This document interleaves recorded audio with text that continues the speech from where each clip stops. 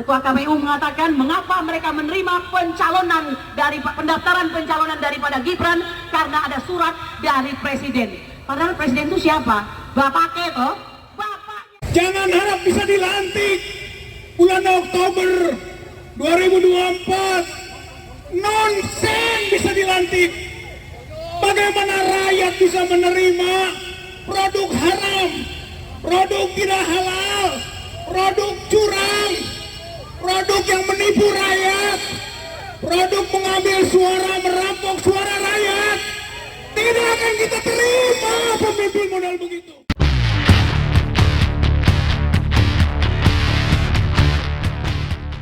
Bumi Pertiwi Indonesia tercinta, insya Allah ya, 10 tahun di bawah kepemimpinan Jokowi, insya Allah detik-detik daripada persidangan MK akan mengembalikan marwah MK kepada kitohnya atau back turn to the kitoh of the MK, yaitu Mahkamah Konstitusi. Ya betul, bukan mahkamah kalkulator, bukan mahkamah keluarga. Ya, saudara-saudaraku sekalian, sebelum kita masuk ke materi ya, saya ingin mengingatkan kembali walaupun agak terlambat, tanggal 3 April 2024 yang lalu seharusnya kita merayakan kembali proklamasi kita yang kedua ya, bahwa 3 April 1950 seorang anak bangsa yang seharusnya ditiru oleh Joko Widodo, yaitu Muhammad Natsir, telah ya mengeluarkan satu mosi integral, yaitu Negara Kesatuan Republik Indonesia. Betul, kita doakan kehadiran Allah Subhanahu wa Ta'ala.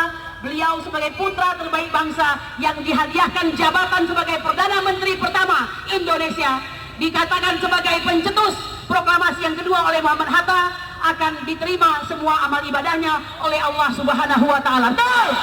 Dan kita bangsa tidak akan menjadi bangsa yang durhaka karena tidak lurus kepada cita-cita bangsa negara Indonesia. Betul!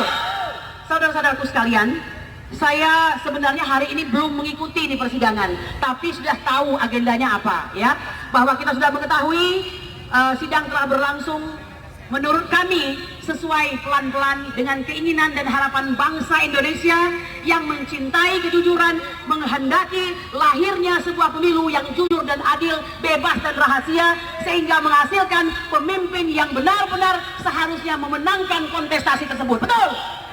Bapak Ibu sekalian, Anda mungkin sudah mendengarkan 4 orang menteri di kabinet Joko Widodo ya sudah dipanggil ke MK, yaitu Menteri Pembangunan Manusia dan Kebudayaan ya, kemudian Menteri Perekonomian Erlangga Hartarto, kemudian Menteri Keuangan yaitu Sri Mulyani, dan yang keempat ini yang paling ngeri-ngeri sedap, yaitu Menteri Sosial ya. Meskipun saya belum membaca ini karena kita juga banyak urusan lain ya, tetapi urusan yang paling penting adalah tentang negara ini, bahwa ternyata katanya pertanyaan-pertanyaan daripada hakim-hakim kita ini masih sangat normatif. Apakah normatif jelek? Enggak dong. Normatif memang seharusnya karena berdasarkan norma ya. Kita harus terus melakukan upaya-upaya untuk menyokong, mendukung, membackup para hakim MK sehingga mereka tetap mempunyai keberanian untuk tetap on the track sebagai penjaga konstitusi atau the guardian of constitution. Betul? Bapak-bapak Ibu sekalian, saya ingin mengatakan kepada Anda semua, jangan pernah hilangkan pandangan bahwa sudah terjadi pengkhianatan kepada demokrasi ya, bahwa Jokowi memang harus terus-terusan diberisikin karena apa yang dilakukannya sudah sangat membahayakan Negara Kesatuan Republik Indonesia. Betul! Saudara-saudaraku sekalian, ada beberapa hal untuk menjadi ciri bahwa sudah terjadi pengkhianatan kepada demokrasi, sudah terjadi pemilu yang tidak jurdil, yaitu pertama, bahwa nepotisme terjadi dengan mengikut sertakan kekuatan kepresidenan. Betul? KPU tidak lagi menjadi suatu badan yang independen. Ya, kita dengar kemarin dalam sebuah persidangan, Ketua KPU mengatakan mengapa mereka menerima pencalonan dari pendaftaran pencalonan daripada Gibran karena ada surat dari presiden. Padahal presiden itu siapa? Bapaknya toh, bapaknya sendiri, ya wajarlah.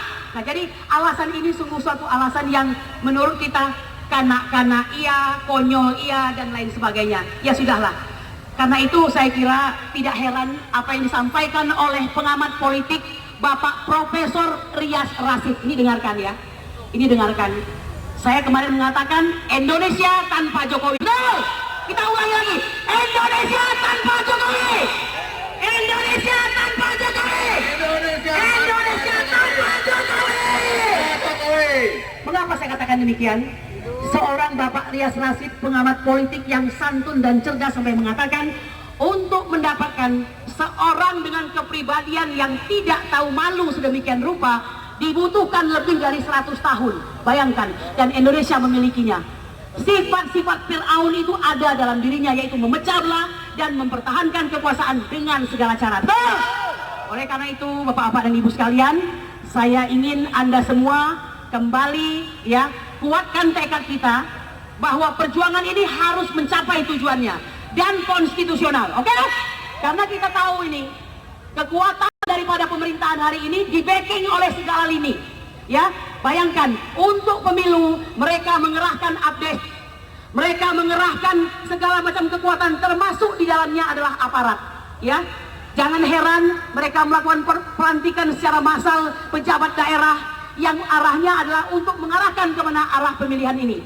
Ya, lalu pejabat tersebut mengarahkan orang di bawahnya. Inilah yang dimaksud dengan terstruktur, masif dan sistematis itu, yang tentu saja akan dibantah habis-habisan oleh komandannya, yaitu Yusril Iza Mahendra and the gang. Betul? So, Bapak-bapak Ibu sekalian, saya ingin mengatakan perjuangan ini masih panjang. Koordinasikanlah satu dengan yang lain. Jika hari ini masih sebanyak ini, usahakan lebih banyak lagi. Ya, saya ingin mengatakan bukan di sini tempat kita, di sana, di MK.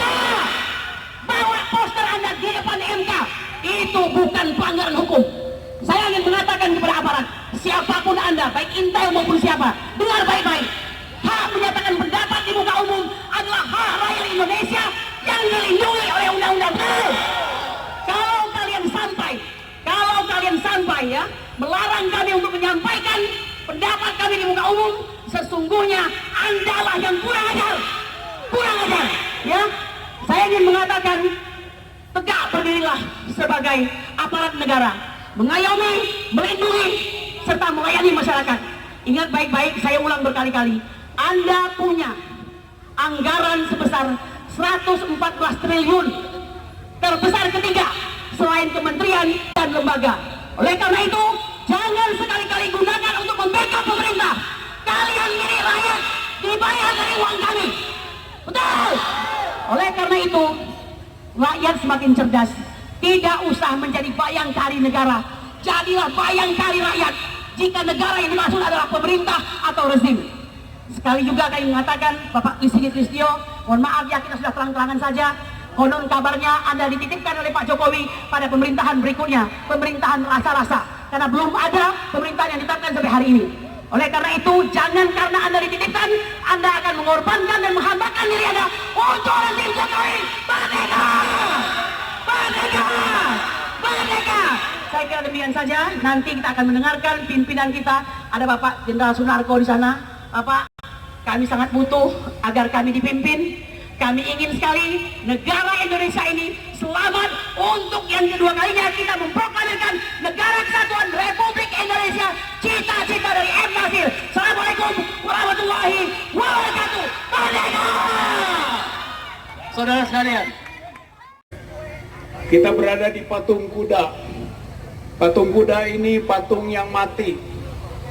Kita diingatkan oleh Allah untuk menjadi pasukan berkuda.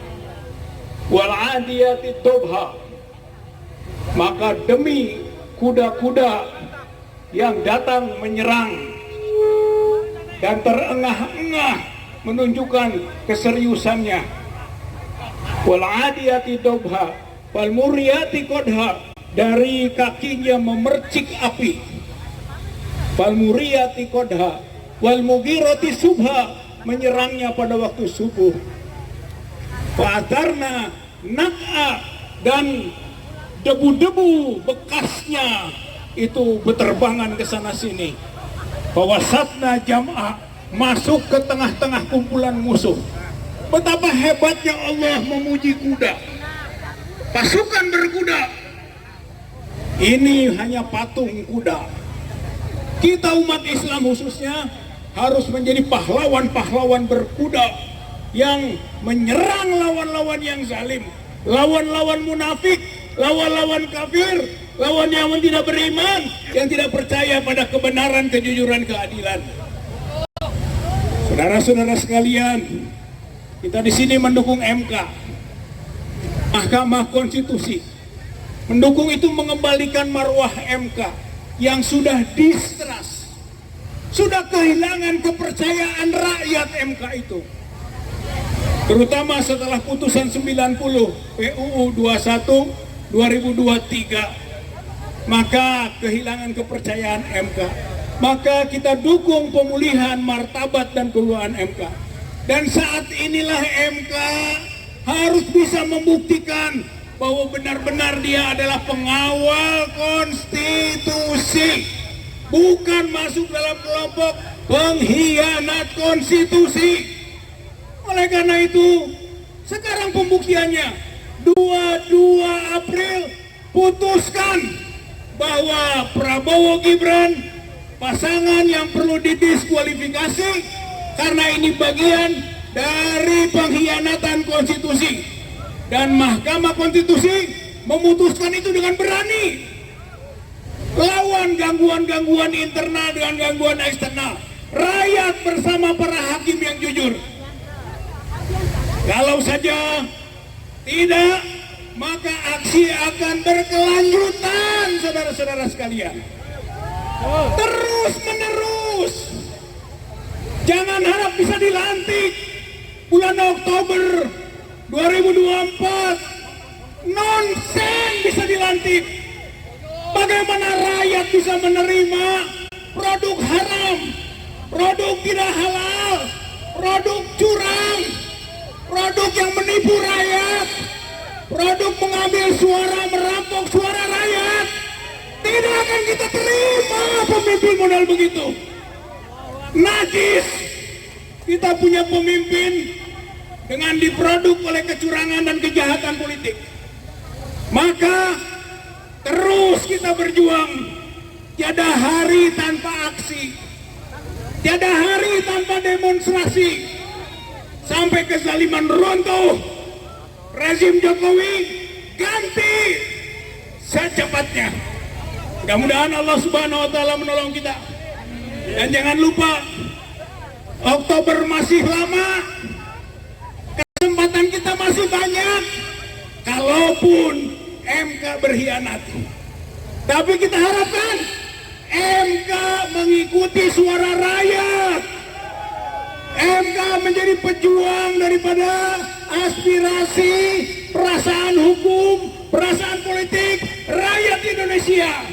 Kalau begitu, kita akan hargai MK.